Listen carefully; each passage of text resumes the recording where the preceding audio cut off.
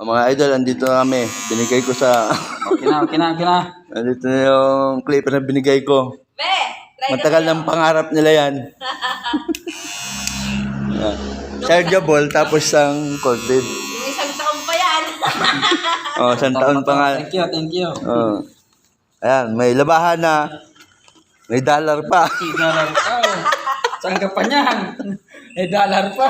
Ibigay mo kay Mano Jun yan. Siguro kumot ka si Papa sa pag-try.